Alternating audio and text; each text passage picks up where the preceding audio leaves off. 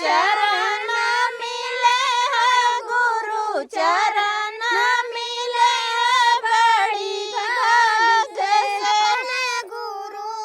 जी का चरण अपने गुरु जी का जीवन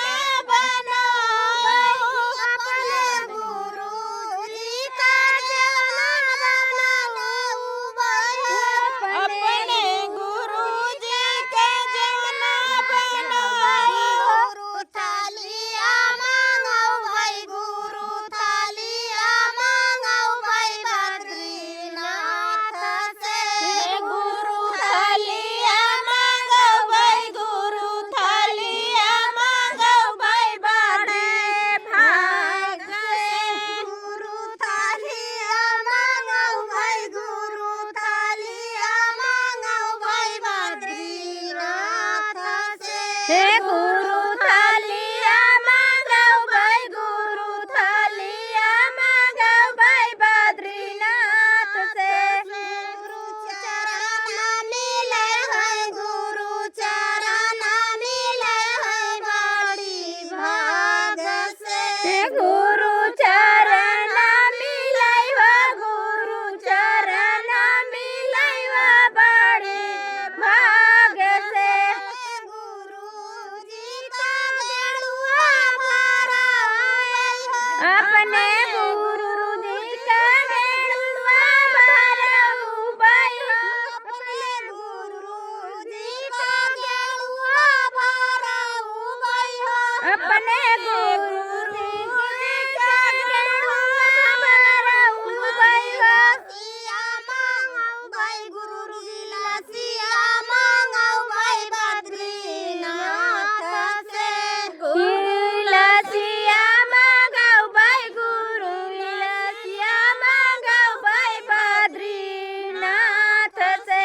गुरु गिला सिया मांगो भाई गुरु गिला सिया मांगो भाई बद्रीनाथ से गुरु गिला सिया मांगो भाई गुरु गिला सिया मांगो भाई बद्रीनाथ से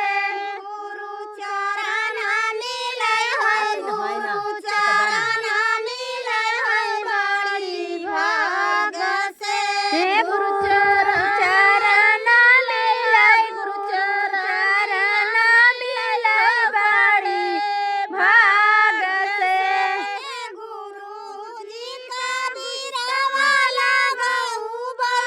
अपने गुरु जी का बीरवा लगाऊ भाई अपने गुरु जी का बीरवा लगाऊ भाई अपने गुरु जी का बीरवा लगाऊ भाई सरऊता मांगो भाई गुरु सरऊता मांगो भाई बद्रीनाथ से गुरु सौता मांगो भाई गुरु सरऊता मांगो भाई बद्रीनाथ से गुरु सरऊता मांगो भाई गुरु सरऊता मांगो भाई बद्रीनाथ से गुरु सरऊता मांगो भाई गुरु सरऊता मांगो भाई बद्रीनाथ से गुरु चरण मिले है गुरु चरण मिले है बड़ी भाग से गुरु चरण मिले है गुरु चरण मिले बड़ी भाग से गुरु जी का दिया लगाऊ भाई अपने गुरु जी का दिया लगाऊ भाई अपने गुरु जी का दिया लगाऊ भाई अपने गुरु